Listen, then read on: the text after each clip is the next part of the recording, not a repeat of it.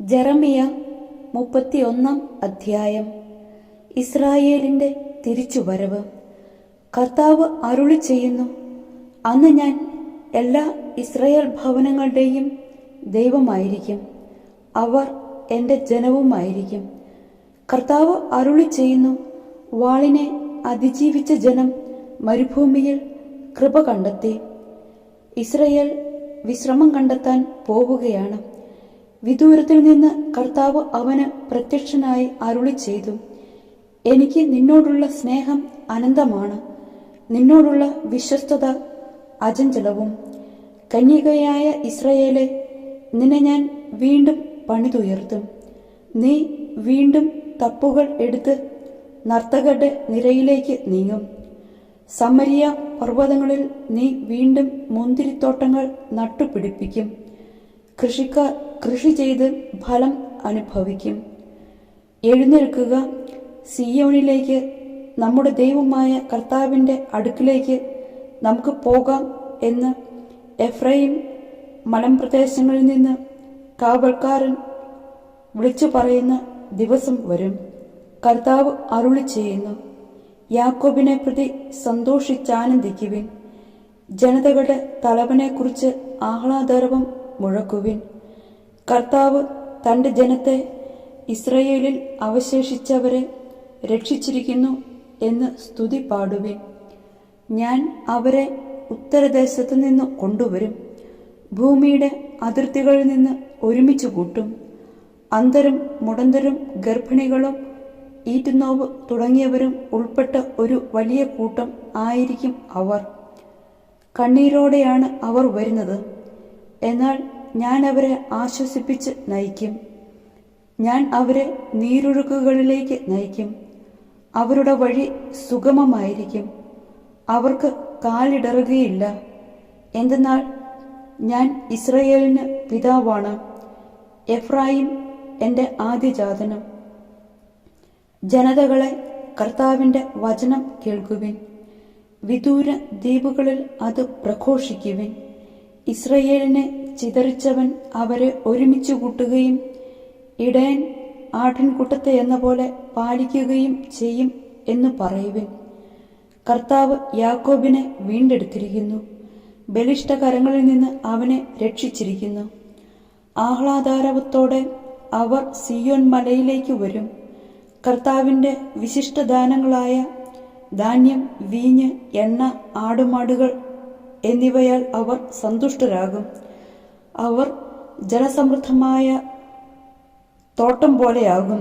അവർ ഇനി ഒരിക്കലും ദുഃഖിക്കുകയില്ല. അപ്പോൾ കന്യകമാർ നൃത്തം ചെയ്ത് ആനന്ദിക്കും, യുവാക്കളും വൃദ്ധരും സന്തോഷചിത്തരാകും. ഞാൻ അവരുടെ വിലാപം ആഹ്ലാദമാക്കി മാറ്റും, അവരെ ദുഃഖമകറ്റി സന്തോഷിപ്പിക്കുകയും ആശ്വസിപ്പിക്കുകയും ചെയ്യും. ഞാൻ പുരോഹിതന്മാരെ സമൃദ്ധി കൊണ്ട് സന്തുഷ്ടരാക്കും, എൻ്റെ അനുഗ്രഹങ്ങൾ കൊണ്ട് എൻ്റെ ജനം സംതൃപ്തരാകും. കർത്താവ് അരുളി ചെയ്യുന്നു. കർത്താവ് അരുളി ചെയ്യുന്നു, ഇതാ റാമായിൽ നിന്ന് ഒരു സ്വരം, വിലാപത്തിൻ്റെയും ഹൃദയം തകർന്ന രോദനത്തിൻ്റെയും സ്വരം. റാഹേൽ തൻ്റെ മക്കളെ ചൊല്ലി വിലപിക്കുന്നു, അവളുടെ മക്കളിൽ ആരും അവൾക്ക് ആശ്വാസം കൊള്ളാൻ കഴിയുന്നില്ല. കർത്താവ് അരുളി ചെയ്യുന്നു, കരച്ചിൽ നിർത്തി കണ്ണീർ തുടയ്ക്കൂ, നിന്റെ യാതനകൾക്ക് പ്രതിഫലം ലഭിക്കും. ശത്രുക്കളുടെ ദേശത്ത് നിന്ന് അവർ തിരികെ വരും. കർത്താവ് അരുളി ചെയ്യുന്നു, നിന്റെ ഭാവി പ്രത്യാശാഭരിതമാണ്, നിന്റെ മക്കൾ സ്വദേശത്തേക്ക് തിരിച്ചു വരും. കർത്താവ് അരുളി ചെയ്യുന്നു, എഫ്രായിം ഇപ്രകാരം വിലപിക്കുന്നത് ഞാൻ കേട്ടു, അങ്ങ് എന്നെ ശിക്ഷിച്ചു, നുകം വയ്ക്കാത്ത കാളക്കുട്ടിക്കെന്ന പോലെ അവിടുന്ന് എനിക്ക് ശിക്ഷണം നൽകി.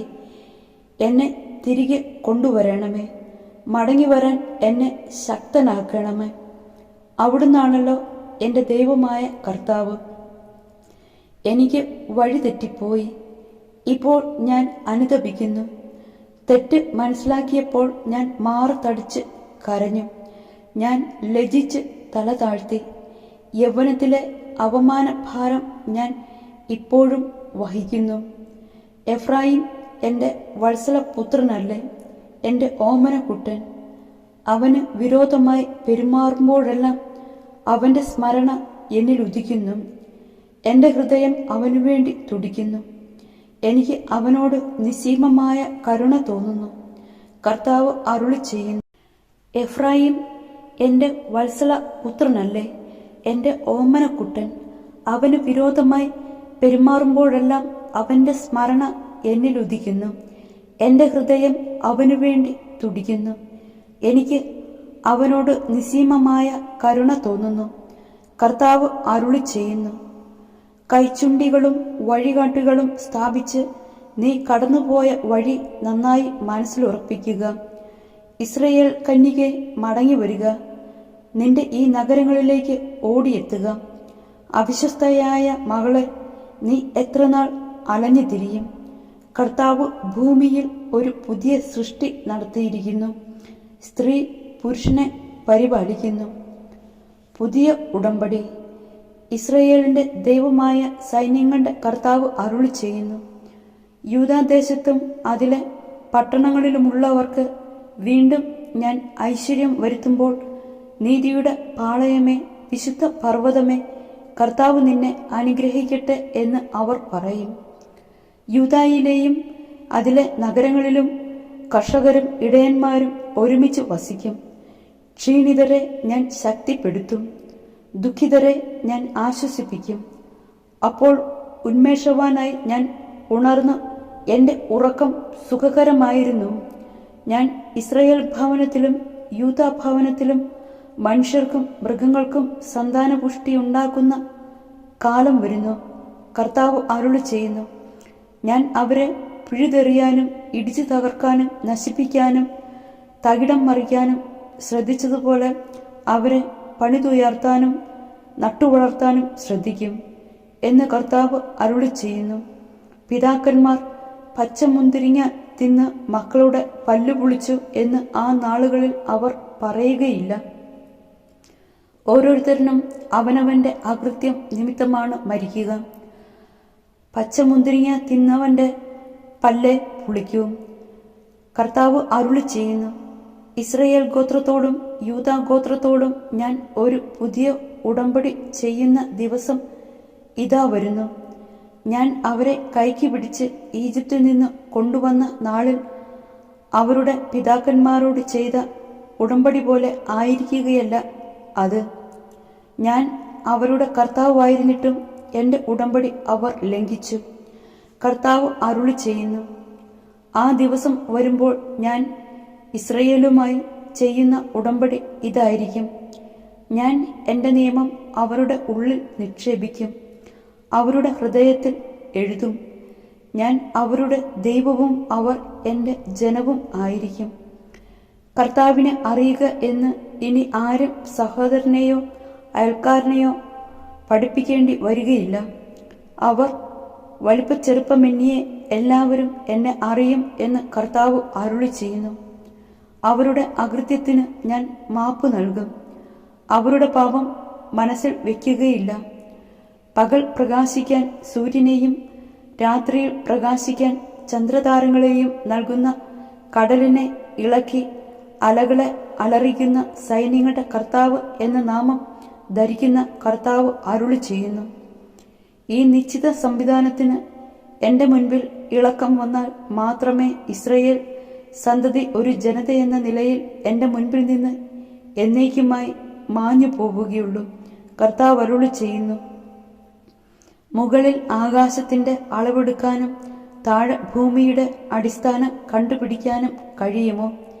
എങ്കിൽ മാത്രമേ ഇസ്രയേൽ സന്തതികളെ അവരുടെ പ്രവൃത്തികൾ നിമിത്തം ഞാൻ തള്ളിക്കളയുകയുള്ളൂ.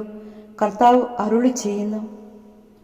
ഹനനേൽ ഗോപുരം മുതൽ കോൺ കവാടം വരെ വീണ്ടും കർത്താവിന് നഗരം പണിയുന്ന കാലം വരും എന്ന് കർത്താവ് അരുളി ചെയ്യുന്നു. നഗരത്തിന്റെ അതിർത്തി ഗാരേബ് കുന്നുവരെ നേരെ ചെന്ന് ഗോവാഹിലേക്ക് തിരിയും. മൃതശരീരങ്ങളുടെയും ചാരത്തിന്റെയും താഴ്വരയും കെദ്രോൺ അരുവി വരെയുള്ള വയലുകളും കിഴക്ക് അശ്വകവാടത്തിന്റെ മൂല വരെയുള്ള സ്ഥലവും കർത്താവിന് പ്രതിഷ്ഠിക്കപ്പെടും. ഇനി ഒരിക്കലും അത് നശിപ്പിക്കപ്പെടുകയില്ല.